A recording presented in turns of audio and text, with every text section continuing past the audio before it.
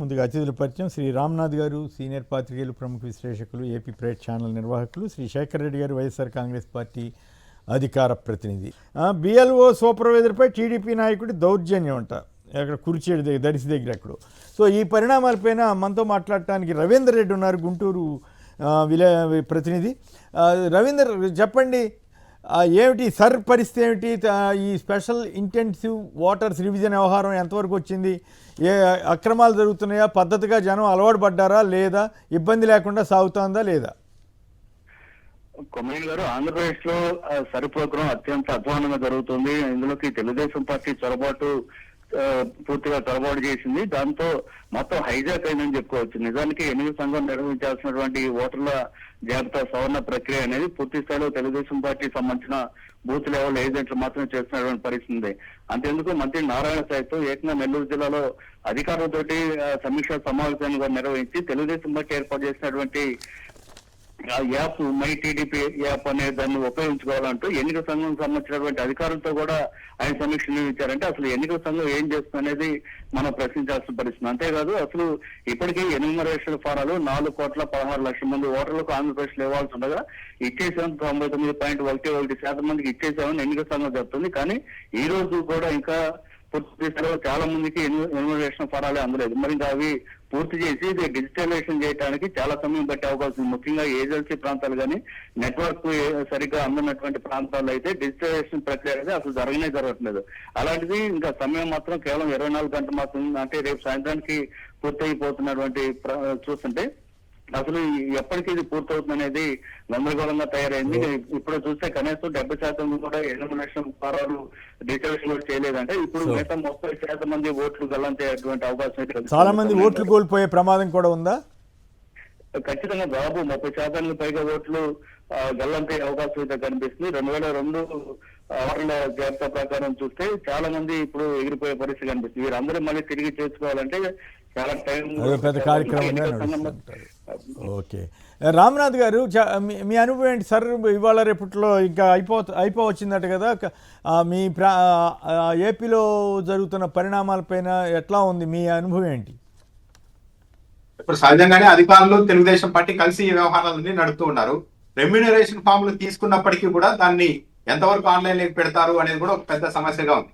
వైఎస్ఆర్ కాంగ్రెస్ పార్టీకి సంబంధించిన రెమ్యూనరేషన్ ఫామ్ని తెలుగుదేశం పార్టీ వాళ్ళు తీసుకుంటూ ఉన్నారు. జాబితాలో చేర్చకుండా చేసేందుకు కూడా ప్రయత్నాలు చేస్తున్నారన్న ఆరోపణలు కూడా వస్తూ ఉన్నాయి. సో 2 రోజులు ఉంది, మొత్తం తర్వాత ఏం జరుగుతుంది అనేది చూడాలి. ఎందుకంటే ఒక చోట కాదు కాబట్టి రాష్ట్ర వ్యాప్తంగా జరుగుతుంది కాబట్టి తెలుగుదేశం పార్టీ వాళ్ళైతే అధికార దుర్వినియోగం పాల్పడుతున్నారు అనేది క్లియర్ గానే మొత్తం అర్థమవుతుంది. సో మొత్తం మీద ఎంత అవుతుంది, ఎక్కడ అవుతుంది అన్నది చూడాలి. మరి ఈ 2 రోజులు చూసిన తర్వాత ఒక అంచనాకు రావచ్చు. కాబట్టి ఈ 2 రోజులు చాలా కీలకం. అందరూ కూడా తమ ఓటు హక్కును కాపాడుకోవడానికి ప్రయత్నం చేయాల్సిన అవసరం అయితే ఉంది కొమ్మినేని గారు. రైట్. శేఖర్ గారు, మీరు కూడా సంక్షిప్తంగా ఈ తాజా పరిస్థితి మీద మీరంతా ఏ రకంగా జాగ్రత్తలు తీసుకుంటున్నారు? ఓటర్లు ఆ పార్టీ ఈ పార్టీ అని లేకుండా అందరూ ఓటర్ల జాబితాలో అయితే ఉండాల్సిన అవసరం ఉంది కదా? నమస్తే అండి కొమ్మినేని గారు, మీకు తోటి ప్యానలిస్టులకి, సాక్షి టీవీ వీక్షకులందరికీ గుడ్ మార్నింగ్ సార్. సో ఈ ఎమ్యూనిలేషన్ ఫార్మ్స్ అనేవి డిజిటలైజేషన్ కార్యక్రమం ఇంకా పెండింగ్ ఉంది సార్. ఈ డిజిటలైజేషన్ అవ్వకపోతే ఓట్లు లేనట్టే. ఆ డిజిటలైజేషన్ లో భాగంగా సిబ్బంది కూడా తక్కువగా ఉన్నారు సార్. వాస్తవంగా చెప్పాలంటే బిఎల్ఏల మీద కూడా పని భారం ఎక్కువ పడింది. వాస్తవం గ్రౌండ్ లెవెల్లో కనుక గమనిస్తే ఒక బిఎల్ఏ రోజుకి ఎన్ని అప్లోడ్ చేయగలరు డిజిటలైజేషన్. ఆ డిజిటలైజేషన్ లో కూడా ఆన్లైన్ లో కూడా ఒక్కోసారి సర్వర్ సమస్య ఇవి రావడంతో ఇక 2 రోజులు మాత్రమే ఉంది. డిజిటలైజేషన్ కావాల్సినవి చాలా వరకు పెండింగ్ ఉన్నాయి. ఈ పెండింగ్ ఉన్నాయన్నీ కూడా ఓటు అనేది ప్రజాస్వామ్యంలో ప్రజలకు వచ్చినటువంటి అతిపెద్ద ఆయుధం. ఆ ఆయుధాన్ని వినియోగించుకోవాలంటే ఖచ్చితంగా ఎమ్యూనిలేషన్ ఫార్మ్స్ విషయంలో ఓటర్లందరూ కూడా ఖచ్చితంగా సచివాలయాల దగ్గరికి వెళ్ళి బిఎల్ఓల దగ్గర దాన్ని డిజిటలైజేషన్ చేయించుకుంటే మంచిది అని చెప్పి విజ్ఞప్తి చేస్తున్నాం సార్. రైట్. కొనక జనార్దన్ రెడ్డి గారు, ప్రముఖ న్యాయవాది, వారు మనతోటి ఈ విషయం మీద మాట్లాడటానికి సిద్ధంగా ఉన్నారు. జనార్దన్ రెడ్డి గారు, నమస్కారం, మాట్లాడండి. ఏమిటి ఈ పరిస్థితి? చంద్రబాబు గారు ఓ పక్కేమో ఇట్లాంటి అనుచిత వ్యాఖ్యలు, మరోవైపు ఏమో సోషల్ మీడియా వేధింపులు, ప్రశ్నిస్తే జైలు కాదు కేసు, నిందిస్తే జైలు, ఉపా చట్టాలు పెట్టడం. సో ఈ పరిస్థితి తెలంగాణకు కూడా రెడ్ బుక్ రాజ్యాంగం వచ్చిందంటున్న తాటిపర్తి చంద్రశేఖర్, మీరేమంటారు? సార్, ఇప్పుడు ఏంటంటే కొమ్మినేని గారు, ఇంతకు ముందు అంతా తెలంగాణ నుంచి తీసుకెళ్లిపోతున్నారండి ఆంధ్రాకి ఈ రెడ్ బుక్ లో భాగంగా. ఇప్పుడు రెడ్ బుక్ పోయి ఇప్పుడు బూడిద బుక్ వచ్చిందండి ఆంధ్రాలో. కొత్తగా బ్లడ్ బుక్, బూడిద బుక్ అని 2 వచ్చినాయి. దాంట్లో భాగంగా ఏం చేశారంటే తెలంగాణ పోలీసులు వెళ్ళి అక్కడి నుంచి ఇక్కడికి ఒక అక్రమ అరెస్ట్. నిన్న మార్నింగ్ 11 o'clock అరెస్ట్ చేసి 7 గంటలకు హైదరాబాద్ లో వచ్చి ఇన్ని పోలీస్ స్టేషన్లు చివరికి ఎక్కడ పెట్టారంటే 4 గంటలు ఒక పాత చెత్త బజార్ అని చెప్పి ఒక దగ్గర ఒక పోలీస్ కమిషనరేట్ ఉందండి, పాత కమిషన్ పాడుపడిపోయింది. దాంట్లో 4 గంటలు నిర్బంధించారు. కానీ ఇంతకే కేసు ఏంటంటే ఒక ఫేక్ వీడియో. ఇప్పుడుదో 2004లో మీషోలోనే ఆయన ఏదో మాట్లాడాడని చెప్పి దాన్ని మార్పుడు చేసి 2024 చేసి టీడీపీ డిజిటల్ మీడియా వాళ్ళు 4 రోజుల నుంచి సర్క్యులేట్ చేస్తున్నారు సోషల్ మీడియాలో. దాన్ని బేస్ చేసుకొని ఎవరో ఇక్కడ గాంధీ భవన్ నుంచి వాళ్ళు అట్లా కాదు అనుచితమైన కాదండి. ఇప్పుడు అట్లా కాదు, ఒక్క నిమిషం జనార్దన్ రెడ్డి గారు, వాళ్ళు వెళ్ళేసి పట్టుకొచ్చేసారండి. జనార్దన్ రెడ్డి గారు ఒక్క నిమిషం. అంటే ఏ కేసు కూడా ఈ 3 ఏళ్ళు పైన లేదండి, 7 years కూడా కాదు, below 3 years, all offences below 3 years. అది కూడా ఫ్యాక్ట్ చెక్ చేయలేదు, ఏం చేయలేదు. ఎప్పుడైతే ఈ విషయం తెలిసి మేము మధ్యాహ్నం 3 గంటల నుంచి వస్తారని బేగం బజార్ దగ్గర వెయిట్ చేస్తుంటే వాళ్ళు అక్కడ తీసుకురాకుండా అన్ని పోలీస్ స్టేషన్ తిప్పుతూ 4 గంటలు ఒక బూత్ బంగ్లా లాంటి ఒక బంగ్లాలో ఒక పాత 25 ఏళ్ల నాటి ఒక పాత కమిషనరేట్ 4 గంటలు పెట్టి, ఎప్పుడైతే మేము కమిషనర్ ఆఫీస్ కి నైట్ వెళ్ళి 10:30 అప్పుడు ఎబియస్ కార్పస్ మూవ్ చేస్తాము, వాళ్ళ భార్య వచ్చినారో చూపిస్తారా లేదంటే అప్పుడు సిఐ గారు మాకు ఫోన్ చేసి, ఎమ్మెల్యే తాడిపత్రి చంద్రశేఖర్ గారు ఫోన్ చేసి రండి మేము బేగం తీసుకొచ్చామని చెప్పి అక్కడ చూపించారండి వాళ్ళ ఫ్యామిలీ మెంబర్స్ కి. సో ఇంత అరాచకాలు ఎందుకు చేస్తున్నారో, ఇది డైవర్షన్ పాలిటిక్సా లేదా భయభ్రాంతులు చేసేదానికా? అది కూడా ఒక ఫేక్ వీడియో ఏ క్రియేటెడ్, టోటల్ గా ఆయన వాయిస్ అంతా మార్చేసి ఏదేదో ఒక తెలంగాణ, ఇది విచిత్రం ఏంటంటే తెలంగాణ సీఎం తిట్టినట్టుగా పెట్టేసి దాంట్లో అరెస్ట్ చేసి తీసుకొచ్చి ఆ అఫెన్సెస్ కూడా ఏంటంటే అన్ని బిలో 3 years బిలో 3 years. ఖచ్చితంగా 141A అడిగాము, కానీ వాళ్ళు మీరు మాకు ఇక్కడ కెమెరాలు ఉన్నాయండి పోలీస్ స్టేషన్ లో మేము చెప్పలేము, మీరు సాధ్యమైనంత బెయిల్ వేసుకోండి, ఆల్రెడీ మేము అరెస్ట్ చూపించేసాము, రిమాండ్ తయారైపోయింది, మేము దీంట్లో ఏం చేయలేము, మీరు ఏదంటే కోర్టులో చూసుకోమని చెప్పడంతో మాకు పరిస్థితి అర్థమైందండి. ఇది ఇంకా ఇది ఆగేటట్లేదు, డైవర్సిటీ పాలసీ లో భాగంగానే చేస్తున్నారు. దీనివల్ల కాదు ఒక్క నిమిషం రేవంత్ రెడ్డి గారికి కూడా అప్రతిష్ట కదా. 2 ఏళ్ల క్రితం కేసు, 2 ఏళ్ల క్రితం అన్న వ్యాఖ్యల ఆధారంగా ఇక్కడ ఐటీడీపీ వాళ్ళు చేస్తే మరి వాళ్ళు కూడా తప్పు చేసినట్లు కదా. అలాంటి అనుచితమైనటువంటి వాటిని ప్రచారం చేయకూడదు కదా. వాళ్ళు మీరు ఐటీడీపీ అని చెబుతున్నారు, నేనైతే అసలు ఆ వీడియో చూడలేదు, ఏం కదా అది నాకు తెలియదు, వాళ్ళు ఏం తిప్పుతున్నారో. మీరు చెబుతున్నారు ఐటీడీపీ లేకపోతే ఇంకోళ్ళు XYZ ఎవరైనా కానీ అట్లా తిప్పడం కూడా అట్లా కాదు. నా ప్రశ్న ఏమంటే ఒక్క నిమిషం, అట్లా తిప్పిన వాళ్ళ మీద కూడా కేసు పెట్టాలి కదా అన్నది నాకు వచ్చిన డౌట్. ఖచ్చితంగా అది లేని వీడియోని, మరుగున పడిపోయిన వీడియోని, ఫేక్ వీడియోని, ఏఐ క్రియేటెడ్ వీడియోని చెప్పడం కూడా తప్పే. అది ఫ్యాక్ట్ చెక్ చేసుకోవాలి. ఓకే, సో ఇప్పుడు చేసుకోకుండా ఒక అక్రమ అరెస్ట్ అండి, ఏం లేదు, రాజధాని రైతులు బాధలు బయటికి రాకూడదు, ఈ డైవర్షన్ చేయదు. వీళ్ళు ఏంటంటే ఈ వైసీపీ ఏదైతే యంత్రాంగాన్ని అంతా కూడా ఇది తిప్పేసుకుంటున్నారండి. డైవర్షన్ పాలిటిక్స్ లో భాగంగానే ఉంది. ఎందుకంటే అది ఒక చిన్న ఇష్యూ, దాన్ని పెద్ద చేసి దాన్ని అరెస్టులు చేసి ఇంత భయభ్రాంతులు చేయాల్సిన అవసరం లేదు. ఇది రేవంత్ రెడ్డి గవర్నమెంట్ గా, ఆయన హోమ్ మినిస్టర్ కూడా ఆయనే ఉంది, రేవంత్ రెడ్డి గారు, ఆయన చర్యలు తీసుకోవాలి ఖచ్చితంగా ఇట్లాంటి వాటి మీద. లేకపోతే ఇది ఎక్కడికో పోతుంది, ఈ 3 ఏళ్లలో ఇట్లాంటి ఎన్నో చూడాల్సి వస్తుందని చెప్పి. అంటే నాకు అనిపించింది అంటే ఏపీ కంటే తెలంగాణ బెటర్ గానే ఉంటుంది, పోలీసులు కూడా మరి ఇష్టం వచ్చినట్టు వెళ్ళరు అనేటువంటి ఒక అభిప్రాయం ఉంది. బట్ ఇప్పుడు మరి కానీ ఎలాంటి హరాస్మెంట్ చేయట్లేదండి ఆంధ్ర లాగా. కొంతవరకు అది వాస్తవాలు చెప్తున్నారు కాబట్టి కొంతవరకు మనం అది అప్రిషియేట్ చేయొచ్చండి. కాకపోతే మీరు అన్నట్టు ఏపీ ప్రభుత్వ ఒత్తిడి లేదా తెలుగుదేశం ఒత్తిడితోటి ఏమన్నా ఇట్లా చేస్తున్నారు. రేవంత్ రెడ్డి గారు ఇటువంటివి కూడా అలౌ చేయకుండా ఉంటే బాగుంటుంది, ఆయనకే మంచి పేరు వస్తుంది. మనం ఆయనే హోమ్ మినిస్టర్ కాబట్టి ఖచ్చితంగా లా అండ్ ఆర్డర్ ఆయన దగ్గరే ఉంది కాబట్టి ఖచ్చితంగా చర్యలు తీసుకోవడం మంచిది. ఇటువంటి వాటిని అలౌ చేయకుండా ఉంటే అధికారం ఉండొచ్చు పోవచ్చు, కానీ దాని మీద ఆయన రాజకీయంగా ఇట్లా వాడుకోకూడదని చెప్పాలండి. అవును, పైగా అసలు పెద్ద పెద్ద రాజకీయ నాయకులు ఇప్పుడు ఇందాక చదివి వినిపించాను చంద్రబాబు గారు. నాకు ఒక డౌట్, ఇన్ని చెబుతున్నారు కదా సోషల్ మీడియా టాస్క్ ఫోర్స్ అది అని, చంద్రబాబు గారు మాట్లాడుతున్న అనుచిత భాష అవుతుందా, సంస్కారయుతమైన భాష అవుతుందా, సోషల్ మీడియాకి తగ్గ ఇబ్బంది లేని భాష అవుతుందా? కాన్స్టిట్యూషనల్ గా ఒక రిజిస్టర్డ్ అయినట్టు ఒక పార్టీ మీద అలాంటి అలిగేషన్ చేయడం, ఒక నేరస్తుడు అనడం, ఆయన ఇలాంటి పనులు చేస్తాడు, ఏంటి పోక్స్కో కేసుకి పోల్చడం, ఒక మాజీ సీఎంని పోల్చడం ఎంత అన్యాయం అండి. దాని మీద కదా కేసు పెట్టాలా? ఎవరు పెడతారు, ఎక్కడ పెడతారు? పెట్టొచ్చండి, దాంట్లో ఇప్పుడు తీసుకోకపోతే ఎప్పుడు శాశ్వతం. ఆయన కంప్లైంట్ ఇచ్చారో లేదో నాకు తెలియదు. వైసీపీ వాళ్ళు కంప్లైంట్ ఇచ్చారో లేదో నాకు తెలీదు. ఇచ్చే అవకాశం ఉందా? ఇటువంటి ఇందాక మనం చూసాము ఒక ఆయన ఎవరు 2000 వీడియో ఇప్పుడు ఆయన ఫండింగ్ చేస్తున్నారు. ఉంటాయండి ఖచ్చితంగా ప్రభుత్వాలు మారినప్పుడు ఖచ్చితంగా ఇవన్నీ పర్యవసనాలు వీళ్ళు అనుభవించాల్సిందే. సో అప్పుడు దాకా ఏం చేయడానికి లేదా? అధికారంలో ఉన్న వాళ్ళు ఏమైనా మాట్లాడొచ్చు అనే పరిస్థితి కాదు, ఎవరు మాట్లాడొచ్చు అనేది. కేసులు కడుతున్నారు, వాళ్ళు కేసులు తీసుకోకపోయినా కానీ ఆటోమేటిక్ గా దానికి పై అధికారులకు ఫార్వర్డ్ చేస్తున్నారు. రేపు రాగానే ప్రైవేట్ కంప్లైంట్స్ కానీ ఎలా చేయాలనేది ఖచ్చితంగా లీగల్ టీం తీసుకుంటుందండి. ఓకే అండి, థ్యాంక్ యూ జనార్దన్. ఇంకేమైనా చెప్పాల్సి ఉందో? అంతేనా? Right, thank you very much. Ramnath గారు చెప్పండి, ఈ కేసులు పెట్టుతున్న తీరు కానీ వీటన్నిటి మీద చంద్రబాబు గారిది అనుచిత భాష, సంస్కారవంతమైన భాష, అట్లాంటి ఒక ముఖ్యమంత్రి మాట్లాడొచ్చా? ఒక పక్క సోషల్ మీడియా మీద టాస్క్ ఫోర్స్ వేస్తామని చెప్తున్న వారు మరి రాజకీయ ప్రసంగాల్లో రోజు జగన్ గారిని దూషిస్తున్న వైనం, ఈ రకంగా ఇప్పుడైతే ఏకంగా 6 హత్య చేసినటువంటి వ్యక్తితోటి పోల్చటం ఈ ధర్మమేనా? అసలు ఒక ముఖ్యమంత్రి స్థాయిలో అలా మాట్లాడటం మరి సమంజసమేనా? మరి అది ఏ రకమైన భాష వస్తుంది? ఇందాక వీడియోలు చూసాం మనం, ఎట్లా తెలుగుదేశం సంబంధించిన వారు ఎట్లా వీడియోలు తయారు చేయిస్తున్నారు అనేది. సో దీని మీద మీ విశ్లేషణ ఏమిటి? కొమ్మినేని గారు, ఇప్పుడు చంద్రబాబు నాయుడు గారు చాలా ఇబ్బందులు పడుతున్నట్టుగా ఉన్నారు. చంద్రబాబు నాయుడు గారికి మట్టిలో, మానులో, గాలిలో, గగనంలో, నీటిలో, నిప్పులో అన్ని చోట్ల జగన్మోహన్ రెడ్డి దర్శనం ఇస్తున్నారా అన్న ఒక అభిప్రాయం కలుగుతుంది.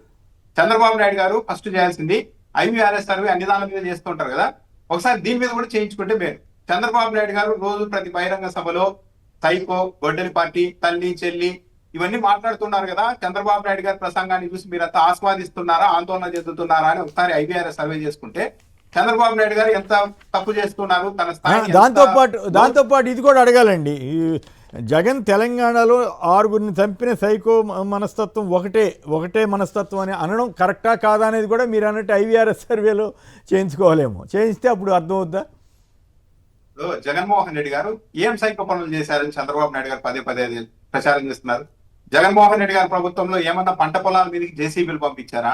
మాజీ మంత్రుల ఇళ్ల మీదకి యాసిడ్ బాంబులు, పెట్రోల్ బాంబులతో దాడి చేయించారా? వరుస పెట్టి వేల సంఖ్యలో, ఇప్పటికి 1000 దాటిపోయింది. జగన్మోహన్ రెడ్డి ఏమో 1-2 పెట్టిండదు. కానీ ఇంత ఆర్గనైజ్డ్ గా ఈ దేశ చరిత్రలోనే లేదు. సోషల్ మీడియా కేసులు, ప్రశ్నించిన వాళ్ళందరినీ ఎమర్జెన్సీ టైంను బీట్ చేసేలాగా చంద్రబాబు నాయుడు గారి పరిపాలన సాగుతోంది. కానీ చంద్రబాబు నాయుడు గారు మళ్ళీ జగన్మోహన్ రెడ్డికి సైకో పరిపాలన అంటారు. జగన్మోహన్ రెడ్డి నిజంగా సైకో అయితే, దుర్మార్గుడు అయి ఉంటే ఆయన అధికారంలో ఉన్నప్పుడే, ముఖ్యమంత్రిగా ఉన్నప్పుడే ఆయన సతీమణిని ఎంత అనుచితంగా ప్రచారం చేశారు. జగన్మోహన్ రెడ్డి సైకో అయితే ఒక్కడైనా బతికుండేవారు ఆ రోజు?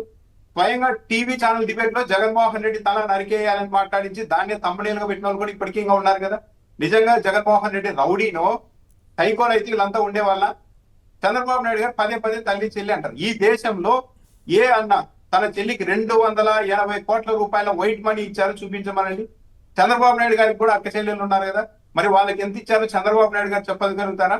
సైకో ఎవడో హైదరాబాద్ లో కొంతమంది హత్య చేస్తే దాన్ని తీసుకొని వచ్చి జగన్మోహన్ రెడ్డి మనస్తత్వం ఇది అని మాట్లాడుతున్నారు. అంటే ఏంటి ఇక్కడ చంద్రబాబు నాయుడు గారి తెలుగుదేశం పార్టీ అదృష్టం ఏంటంటే వైఎస్ఆర్ కాంగ్రెస్ పార్టీ వాళ్ళు ఈ స్థాయికి దిగజారి మాట్లాడకపోవడమే తెలుగుదేశం పార్టీకి అదృష్టంగా కలిసి వస్తుంది.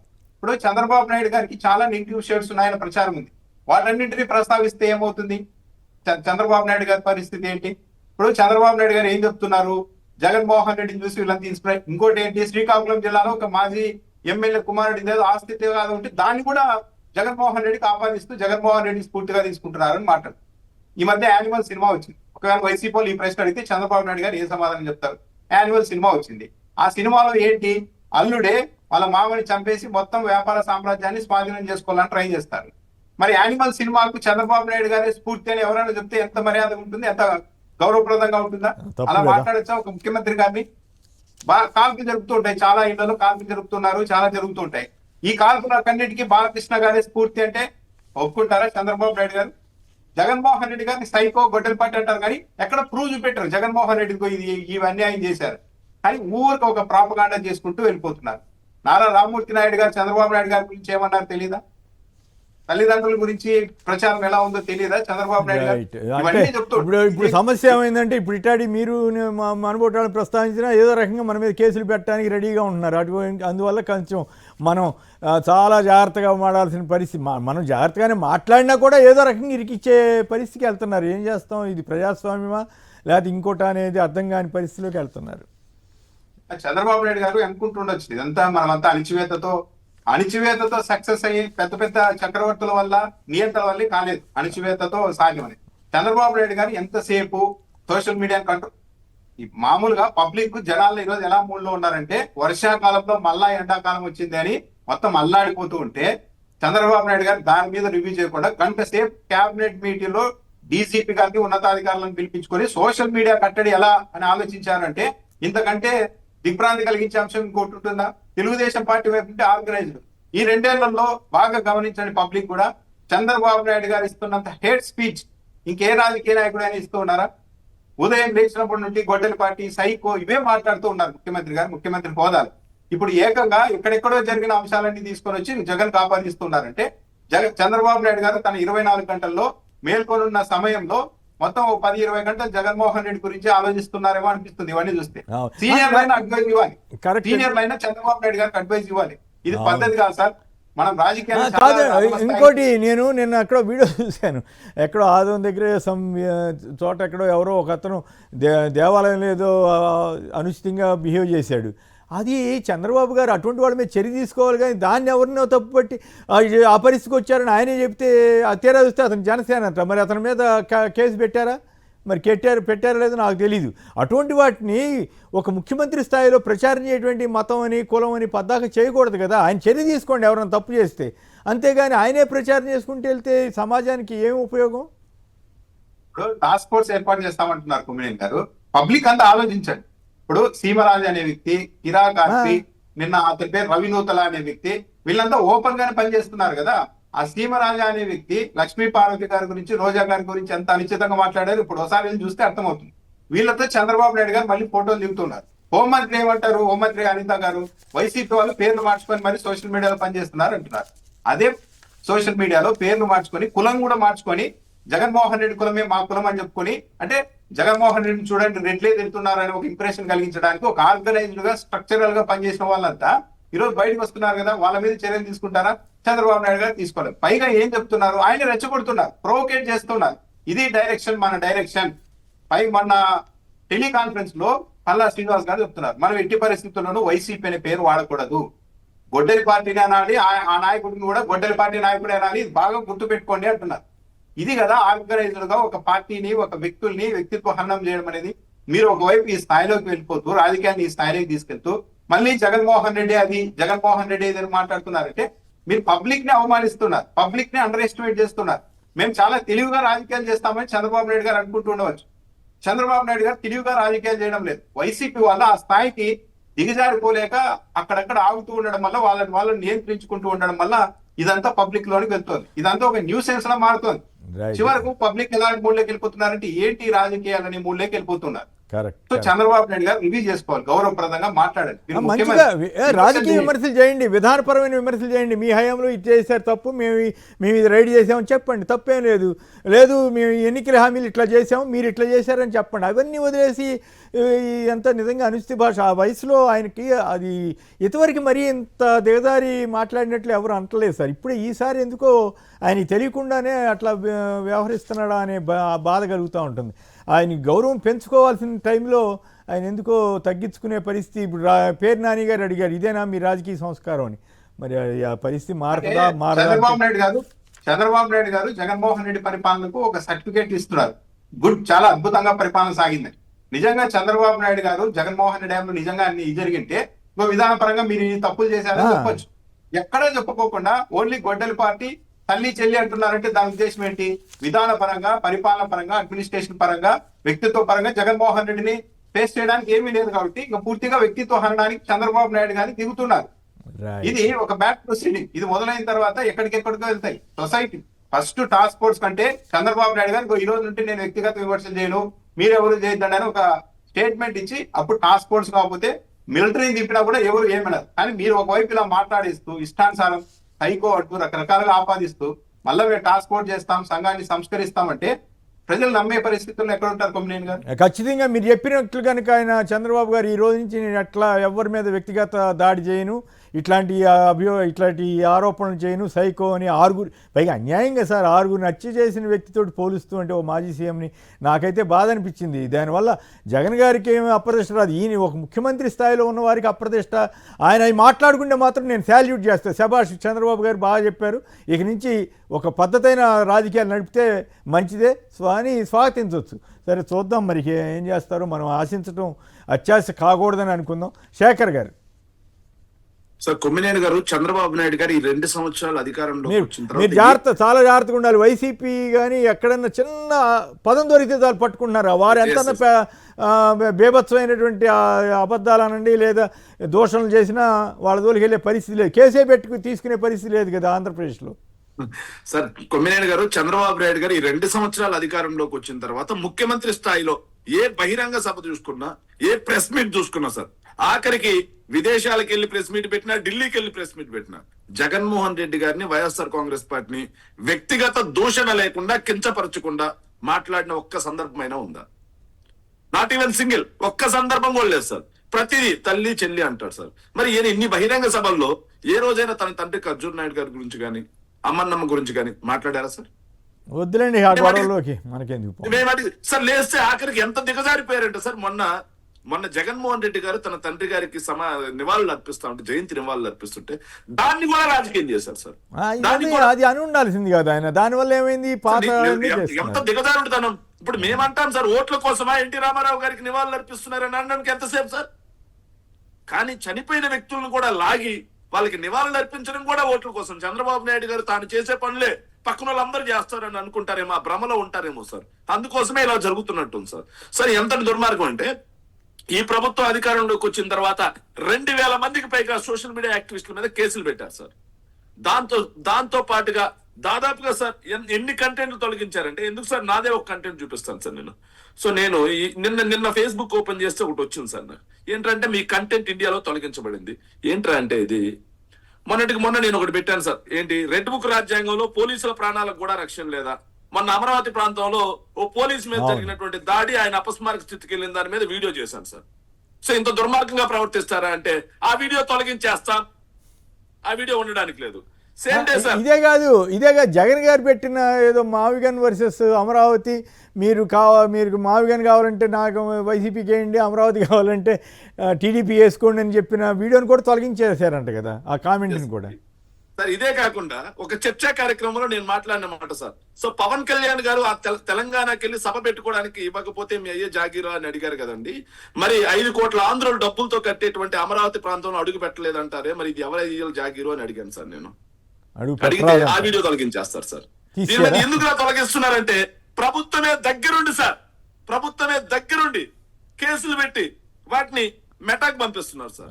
మెటాక్ పంపించింది హేట్ స్పీచ్, ఇది సంఘంలో విద్వేషాలు రేకొడుతుంది, సమాజంలో ప్రభుత్వానికి బదనాం చేస్తా ఉంది. సో ఇంత భయపడాలా సోషల్ మీడియాకి? మరి అంత అంటే వాళ్ళకి ఏమైనా అంత ప్రభుత్వం అంత వీక్ గా ఉందనే ఫీలింగ్ ఏమైనా వచ్చిందేమో సర్వేలో పాడి. సార్ వాళ్ళు చేసే మొత్తం ఆర్గనైజ్డ్ గా 500కు పైగా యూట్యూబ్ ఛానళ్ళకి డబ్బులు ఇచ్చి ప్రతినిత్యం జగన్మోహన్ రెడ్డి గారి మీద, జగన్మోహన్ రెడ్డి గారి కుటుంబం మీద విద్వేషం రేకొట్టేలా చేయడం. ఆఖరికి ఎంతలా దిగజారారో మనం చూసాం సార్. 2024 ఎన్నికలకు ముందు వివేకానంద రెడ్డి గారిని చంపిన ప్రధాన ముద్దాయి దస్తగిరిని తీసుకొచ్చి బాధితుడిగా అక్కడ కూర్చోబెట్టి దస్తగిరి చేత మాట్లాడించినటువంటి దుర్మార్గమైన వ్యక్తులు. అంత వ్యక్తిత్వ హననం చేసిన వ్యక్తులు ఈ రోజు వచ్చి వ్యక్తిత్వ హననం, వ్యక్తిగత హననం అని మాట్లాడుతూ ఉంటే ఇక ఏం మాట్లాడాలి? సో ఇక్కడ చూడండి సార్, టీడీపీ యాక్టివిస్ట్ అని ఒక page. Okay sir, Bharathi madam గారికి ఏం పని సార్ రాజకీయాలతో? ఏం సంబంధం? అవును, ఏం సంబంధం సార్? అన్యాయం అనిపిస్తుంది అటువంటివి చూస్తే, బాధ. ఇవన్నీ చంద్రబాబు నాయుడు గారికి కనిపించట్లేదురా. ఏంట్రా అంటే, వీడికి డబ్బులు ఇస్తారు సార్. వాడికి డబ్బులు ఇచ్చి జూనియర్ ఆర్టిస్టులను పెట్టి జగన్మోహన్ రెడ్డి గారి లాగా, జగన్మోహన్ రెడ్డి గారి సతీమణి భారతీ మేడం ని పెట్టి ఇంత దుర్మార్గంగా చేసేయి, వాళ్ళు డబ్బులు ఇచ్చి చేసి ఆర్గనైజర్ గా చేస్తూ చూపించొద్దు దయచేసి సార్. వీళ్ళ మీద చర్యలు ఉండవు.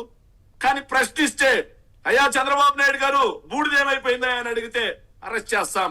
అయ్యా చంద్రబాబు నాయుడు గారు అమరావతిలో రైతుల పరిస్థితి ఏందయ్యా, కేసులు పెడతాం, అరెస్ట్ చేస్తాం. అయ్యా చంద్రబాబు నాయుడు గారు రెడ్ బుక్ రాజ్యాంగంలో ప్రజాస్వామ్య హక్కులు, విలువలు ఏమైపోయాయా, కేసులు పెట్టి అరెస్ట్ చేస్తాం. కానీ ఇలాంటి వాళ్ళని మాత్రం అరెస్ట్ చేయం సార్. ఇది ఇంకొకటి చూపిస్తాను సార్. మా అధికార ప్రతినిధి సార్, మహిళా అధికార ప్రతినిధి శ్యామల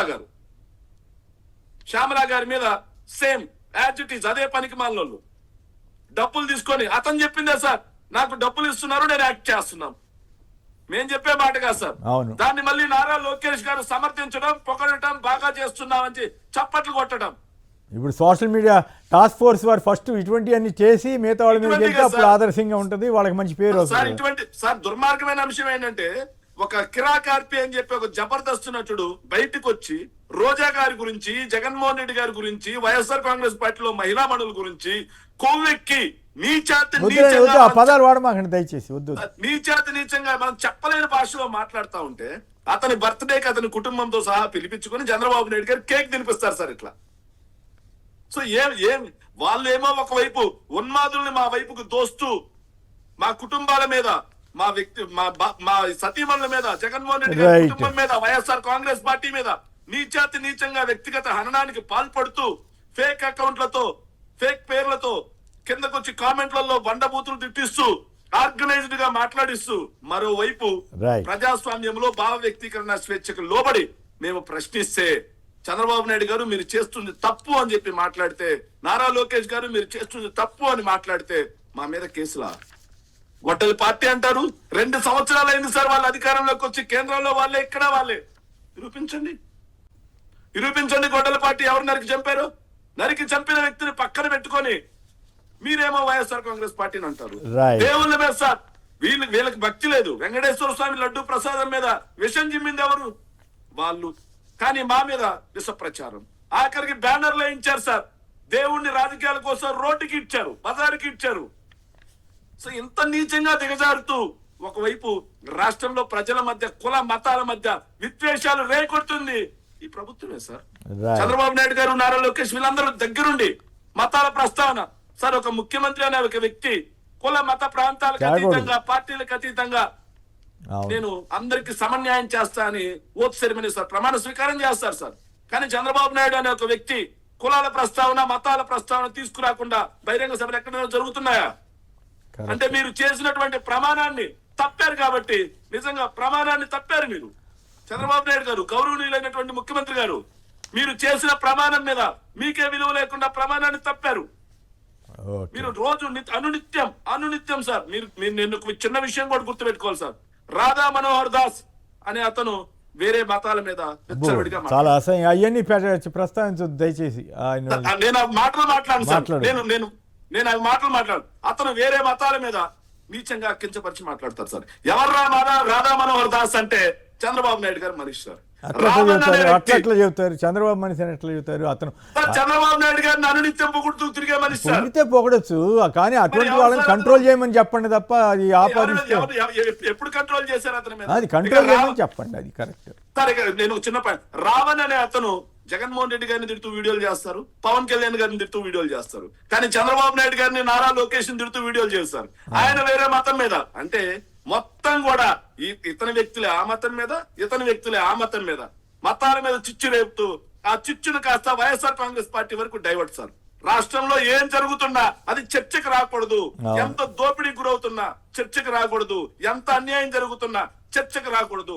మొత్తం ఒక చుట్ట చుట్టి ఆ చుట్టలోనే అందరూ ఉండాలి. మత విద్వేషాలు, కుల విద్వేషాలు, ప్రాంతీయ కాదు. వాళ్ళకేమో ఈ అగ్నికి వాయువు తోడైనట్టు ఎల్లో మీడియా నీచంగా ప్రచారం చేయడం. నిన్న ప్రకాష్ రాజ్ గారు చాలా గట్టిగా చెప్పారు కదా, మీరు ఎంతనే చేసుకోండి, నేను ప్రశ్నించేది అని అన్నాడు కదా సార్. దారుణం ఏంటంటే మా వైఎస్ఆర్సీపీ అధికార ప్రతినిధిగా ఉన్నటువంటి నాగార్జున యాదవ్ నిజంగా గత 2 ఏళ్లలో ఎప్పుడో మాట్లాడారు సార్. దాని మీద కేసు నమోదైంది, కోర్టులోకి వెళ్ళారు, బెయిల్ ఉంది, అంతా నడుస్తుంది సార్. కానీ ఇప్పటికిప్పుడు ఎల్లో మీడియా కోపం వచ్చింది సార్. ఐటీడీపీ కోపం వచ్చింది సార్. 2 ఏళ్ల తర్వాత దాన్ని ఇక్కడ పెడతారు ఐటీడీపీ వాళ్ళు. ఎల్లో మీడియా ప్రత్యేక కథనం, టీవీ5 ప్రత్యేక కథనం వేస్తుంది. తెలంగాణ పోలీసులు వచ్చి అరెస్ట్ చేసి తీసుకెళ్తారు. సో నీవు నేర్పిన చంద్రబాబు నాయుడు గారు గుర్తుపెట్టుకోవాలి సార్. మన భారతదేశంలో మన పురాణాల ప్రకారం నీవు నేర్పిన విద్య నీరజాక్ష అనే పదం ఉంది సార్. ఆ పదం భవిష్యత్తులో ఏదేమైనా బాధాకరం. ఇప్పుడు నా వయసు ఇప్పుడు 70 ఏళ్ళు అండి. 50 ఏళ్ళుగా నేను 78 నుంచి నేను కూడా జర్నలిజంలో ఉన్నాను, చూస్తున్నాను అన్నీ. కానీ ఇంత దిగదారణ అంటారా, తక్కువ స్థాయిలోకి రాజకీయాలు వెళ్ళటం అయితే నేను అంటే అసలు ఎప్పుడు స్టాండర్డ్లో నడిచినాయి అని చెప్పజాలం కానీ బట్ ఆ స్టాండర్డ్స్ మరీ రోజు రోజుకి దిగజారుతున్నాయి. అందులోనూ 75 ఏళ్ళలో 76 ఏళ్ళలో కదా చంద్రబాబు గారికి, వారు కూడా 50 ఏళ్ళు పూర్తి చేసుకున్నారు కదా. వారు సమాజానికి ఒక ఆదర్శవంతంగా మంచిగా ఉండాలి. ఎవరైనా తప్పు చేస్తే బాబు నువ్వు తప్పు చేస్తున్నావు, ఇట్లా చేయమాక, ఇట్లాంటి వ్యాఖ్యలు చేయొద్దని హెచ్చరించు. అవేమీ చేయకుండా కేసులు పెట్టించడం, తప్పుడు కేసులు పెట్టించడం, మరి మరోవైపు ఏమో తనే ఇష్టం వచ్చినట్లు మాట్లాడడం. మరి ఆంధ్రప్రదేశ్ సమాజం ఎట్లా భరిస్తుందో ఆయన మీరు ఇందాక రామ్నాథ్ గారు అన్నట్లుగా ఆయన మారితే సంతోషించే వాళ్ళలో నేను కూడా ఉంటాను. సార్ నేను మీ ద్వారా రేవంత్ రెడ్డి గారిని కూడా అప్పీల్ చేసుకుంటున్నాను సార్ రేవంత్ రెడ్డి గారు దయచేసి మీరు ఇంతకు ముందు మీరు మాట్లాడిన మాటలు సార్ నిన్న కూడా మాట్లాడారు సార్, నీళ్లు కావాలంటే వాళ్ళని కోసి రక్తం చెల్లితే సరిపోద్ది అన్నమాట. అది ఎంత తప్పు మాట సార్. దానికి వీళ్ళు కూడా బదులిచ్చారు అనుకోండి, రక్తం కావాలంటే ఇస్తామనేది. నిజంగానే రేవంత్ రెడ్డి గారు మామూలుగా ఈ మధ్య కాలంలో కొంచెం ఆవేశానికి గురవుతున్నట్లుంది సార్. ఆయన ప్రతిపక్షంలో ఉండగా ముఖ్యమంత్రి కేసీఆర్ గారి గురించి, కేటీఆర్ గారి గురించి, అప్పటి ముఖ్యమంత్రి సార్ కేటీఆర్ గారి గురించి, హరీష్ రావు గారి గురించి ఎన్ని మాటలు సార్, పేగులు తీసి మెల్లవేసుకుంటా, తొక్కి నారదేస్తా, ఎన్ని మాటలు మాట్లాడారు సార్. కానీ ఏం చేద్దాం. అయితే ఒకటి ఈ చంద్రబాబు గారి గవర్నమెంట్తో పోలిస్తే రేవంత్ రెడ్డి గారి గవర్నమెంట్ మరీ ఇంత అధ్వానంగా ఉందని నేనైతే అంటలేదు, బెటర్గానే ఉంది. కానీ అనవసరంగా వాళ్ళ ఇన్ఫ్లుయెన్స్ తోటి ఇట్లాంటి నాగార్జున్ని వీళ్ళని అరెస్ట్ చేయటం అంత అవసరం లేదు. 2 ఏళ్ల క్రితం కేసు నిజంగా తేడా. అసలు ఆ పదాలతో పోలిస్తే ఇప్పుడు తిట్టుకుంటున్న వాటితో చాలా చిన్న అయినా కూడా ఆ పదాలు అనొద్దని మనం చెప్తాము, అది వేరే విషయం.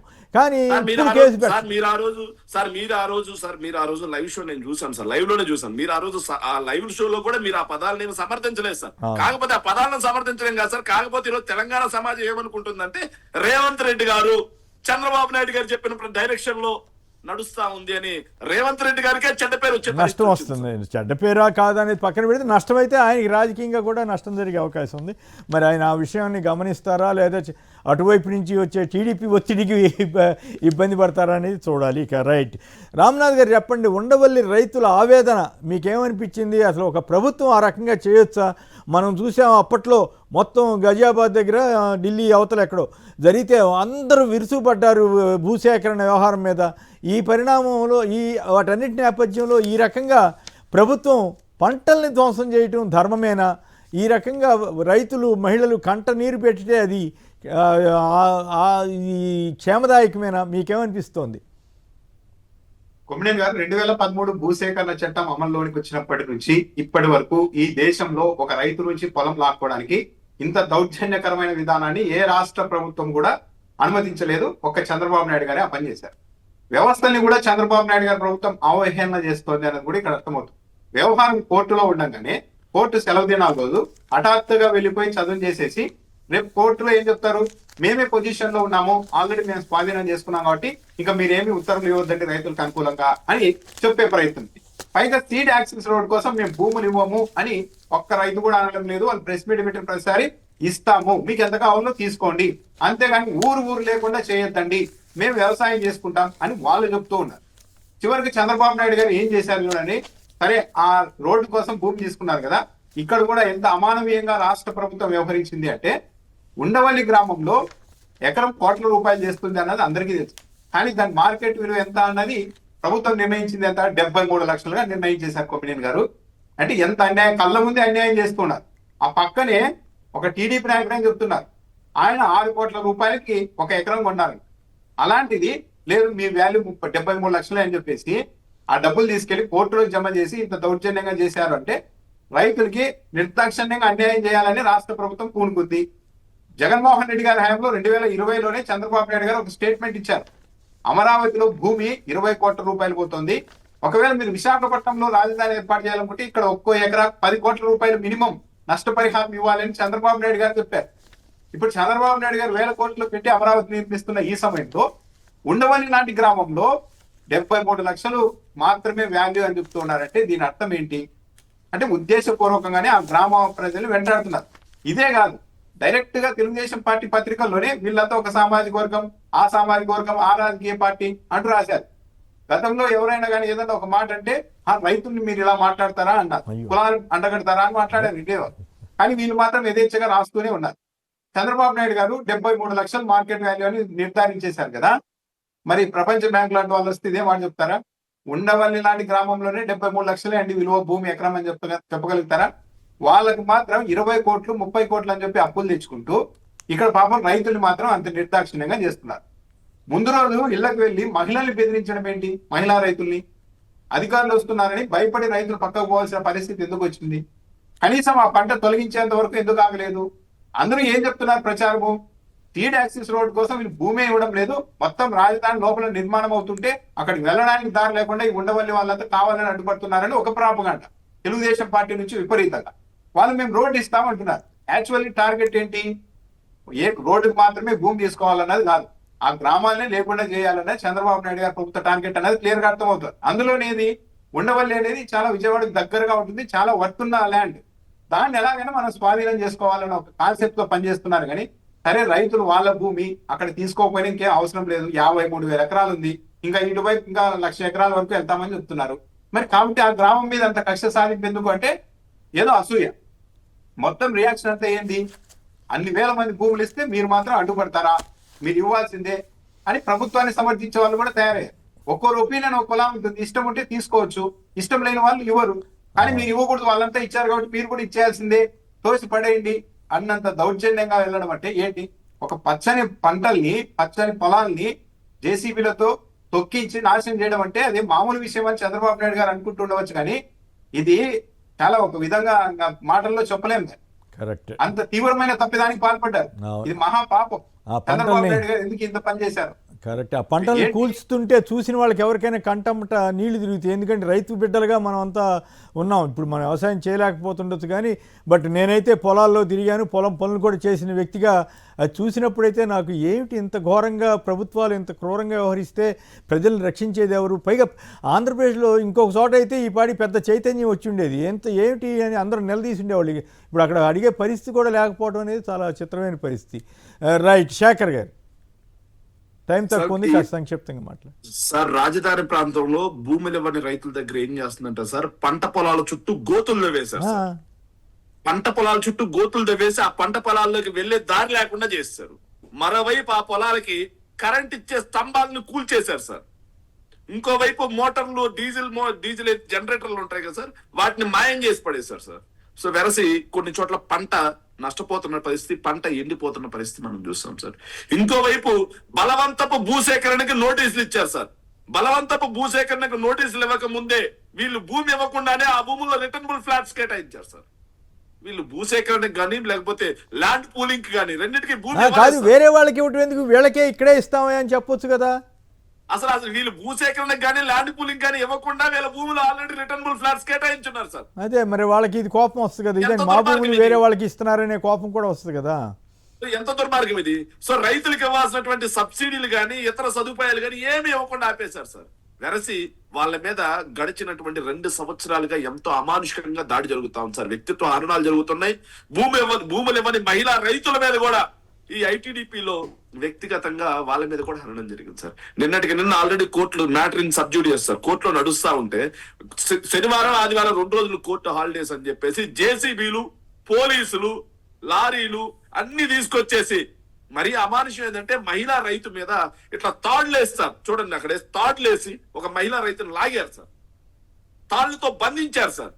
సో అన్నిటికన్నా దారుణం ఏంటంటే సార్ పంట కోసేసిన తర్వాత కావాలంటే భూసేకరణ చేసుకోయా, కానీ పంట ఉండగా వలి అంట సార్. నిన్న ఒక రైతు మాట్లాడుతా ఉన్నారు సార్, ఇది 1,10,000 రూపాయలు పెట్టి దొండపాదులు నాటాడండి సార్.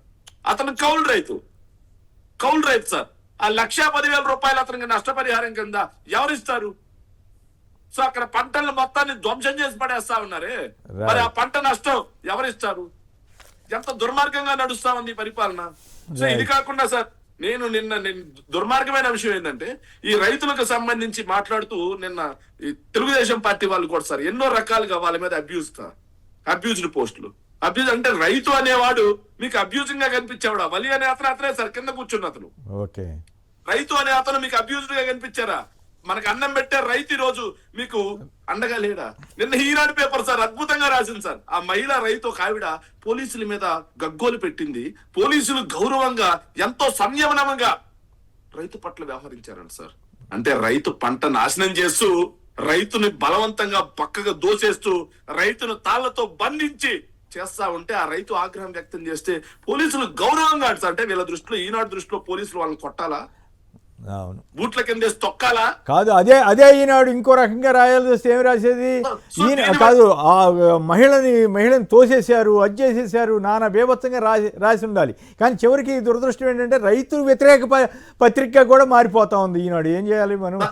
వాళ్ళ స్వార్థం ఆ రకంగా ఉంది. సార్ మనం చంద్రముఖి సినిమాలో పూర్తిగా చంద్రముఖిలో మారిన గంగా అని ఒక డైలాగ్ ఉంటుంది సార్. అట్లాగా పూర్తిగా చంద్రబాబు నాయుడు పక్షాన చేరిన ఈనాడు అని మనం చేరితే చేరమనండి, వాస్తవాలు రాయాలి. కానీ ఇట్లా అన్యాయంగా రైతు మహిళల్ని కూడా సార్, అంటే పోలీసులు గౌరవంగా ఉన్నారు. ఇంకొక చిన్న పాయింట్ ఒకటి మాట్లాడదాం అనుకున్నాను సార్. నేను మీరు ఇంతకుముందు ఎవరినో ప్యానల్స్ సార్ నెల క్రితం బెంగళూరులో సార్ ఎవరినో ప్యానల్స్ అనేది ఎంత దుర్మార్గమైనటువంటి విషయం అంటే, నెల క్రితం ₹1 కోటి మూలధనంతో స్టార్ట్ అయింది. ₹1 కోటి. దానికి నిన్న ఎక్కడరా అంటే దానికి డైరెక్టర్ ఎవరు అంటే బడితల శ్రీనివాస్ అనేది ఒక వ్యక్తి సార్, తెలుగుదేశం పార్టీకి బాగా సన్నిహితంగా ఉన్నటువంటి ఒక వ్యక్తి. సో అతనికి నిన్న ఏం చేశారంటే కుప్పంలో 106 ఎకరాల భూమి, అతను వచ్చేసి ₹1 కోటి మూలధనంతో కంపెనీ పెట్టిన ఆయన 2 నెలల్లో ₹1137 కోట్ల పెట్టుబడి పెట్టి వుడ్ ప్యానల్స్ తయారు చేస్తాడు సార్. సో ఇలా సార్, ఇలా హెరిటేజ్ కి టైలర్ మేడ్ ఎర్లీ బర్డ్ అని కొత్త పదాలు వాడి హెరిటేజ్ కి రైతులు ఇచ్చుకున్నారు సార్, సంఘం రైతులు ఇచ్చుకున్నారు సార్, రైతులు ఇచ్చుకున్నారు సార్. దుర్మార్గమైన అంశం ఏంటంటే సార్, ఇవన్నీ ఒక్క పాయింట్ సార్, చిన్న ఇవన్నీ ల్యాండ్ అలొకేషన్స్ అన్ని ఎందుకు చేసుకుంటున్నారంటే సార్, భూమి కొట్టేయడానికి కొట్టరు సార్. మొన్న జీవో ఎంఎస్ నెంబర్ 398 తీసుకొచ్చారు సార్, 30వ తారీఖు 6వ నెల సార్. ఆ జీవో ప్రకారం ఏంట్రా అంటే, మొన్నటి వరకు ఇండస్ట్రీస్ కేటాయించిన భూమి మొత్తం 22A ఉండేది సార్. వాళ్ళు ఎలాంటి అమ్ముకునే పరిస్థితి లేదు సార్. మొన్నటితో యాజమాన్య హక్కులు మొత్తం వీళ్ళకే ఇచ్చేస్తారు సార్. భూమి కేటాయిస్తారు, కంపెనీ పెడితే పెట్టుకోండి, లేకపోతే అమ్మేసుకోండి. Right okay.